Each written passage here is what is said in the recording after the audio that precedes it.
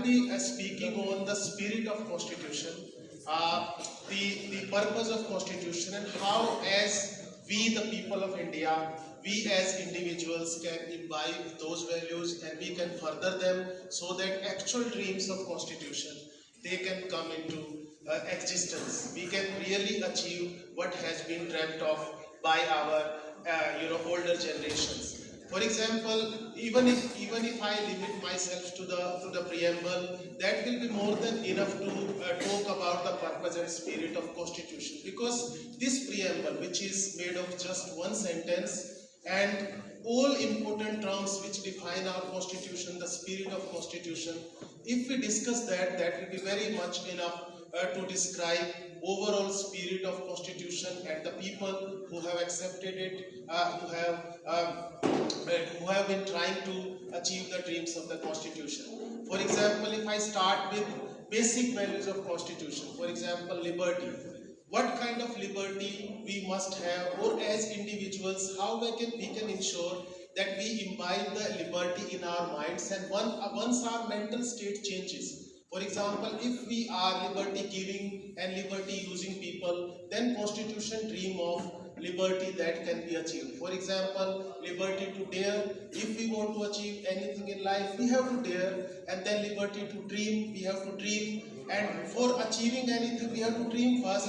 And then we have to debate. For example, questioning spirit, especially as teachers, scholars and students, we have to have that spirit of questioning. Once we debate on any issue, once we dare and once we dream, then nothing is impossible. Those liberties, civil liberties in life, they will ensure how we can achieve the dream of liberty of the Constitution. In the same way, when we talk about equality, rather nowadays this term has been debated much, and we can say it's equivalent to equity. What do we mean by equality or equity? Equality doesn't mean that everything natural, for example, age, gender, everything is equal. It actually means equity on the basis of gender, religion, communities, caste, nation or different states.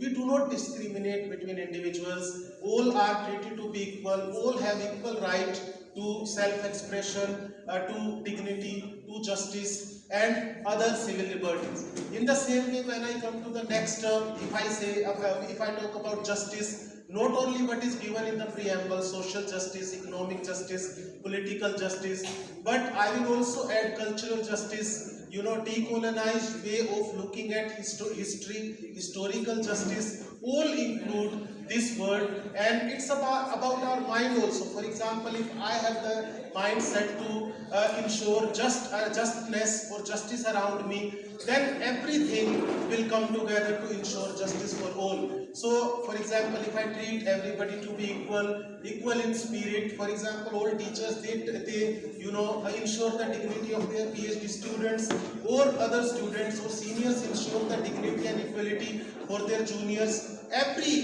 value is ensured by our mindset, and if we practice in our day-to-day life, I think this is how we can achieve such values. In the same way, I will also mention fraternity. Fraternity has been, in all these four values, it has been mentioned in the last. Because fraternity can be ensured without liberty, equality and justice. Sometimes when fraternity is imposed on people, it will be very shallow and we will not be able to live peacefully unless liberty is ensured, equality is ensured or justice is ensured. And fraternity also means, and how to ensure that as individuals, as citizens of India, as citizens of the nation state, how to ensure that we maintain fraternity. I think NIT Srinagar can be a wonderful example where around 17, 18 states people are working together. They stay together with love, respect and peace with each other. So this is how we can ensure fraternity. We create diversity, we maintain diversity, we go to different places, we have different multiple experiences, and then we try to use them starting from our families. For example, there is a word in the preamble, sovereignty. According to individuals, if I try to give an equivalent for individuals, that will be autonomy. As far as autonomous individuals, sovereign individuals are concerned, what is autonomy? Autonomy is decided even at our homes. For example, it begins at our home. Are we autonomous individuals? Can we take our decisions on our own? Are we just helped by the elders, or they dominate our decisions? They are not allowing us to think freely. This spirit, starting from the family, and it can be extended to society and then the whole nation state. This mindset of giving freedom to think, to solve problem, to make decisions. This will ensure how we have autonomous kind of beings inside us. For example, if in our families there are people who colonize our minds, there are patriarchs in our family, then we cannot say we are autonomous beings. Once we are autonomous beings, the whole country that also gets that autonomy which is dreamt of by our elder generations. So I will also come to certain other terms. For example, secular. This has been also most debated terms. How to make the sense according to our requirement, the need of the country and the culture and past of the country. I think secularism can be equivalent of spiritualism. Actually, it's not like Western countries where state can be religionless. It can have same respect, equality for all religions, as Mahatma Gandhi also said, Sarv Dharam Sambhav. So I think respect for all religions, and which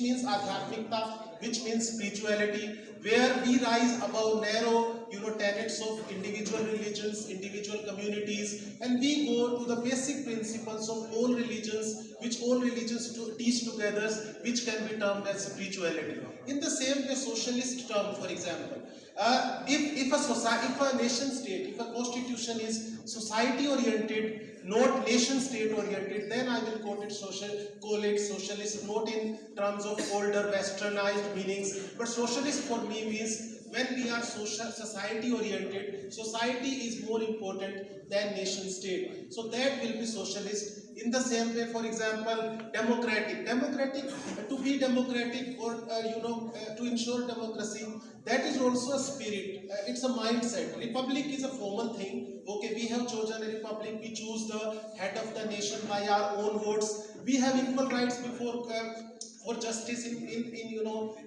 courts of law. That's formal arrangements. We are formally a republic. But what about democracy? Democracy is a kind of spirit which has to be ensured by individuals. For example, are we, when we look at ourselves or people around us, are we democratic? Are we giving everybody equal chance, equal opportunity to grow? Are we helping each other to grow? Or we try to dominate via our actions and thoughts and spirit? So that is how we can ensure democracy. While coming to the conclusion of my speaking, I will also say what the nation state can do to ensure that constitutional dreams be achieved. For example, we must all strive to ensure basic dignity to all human beings.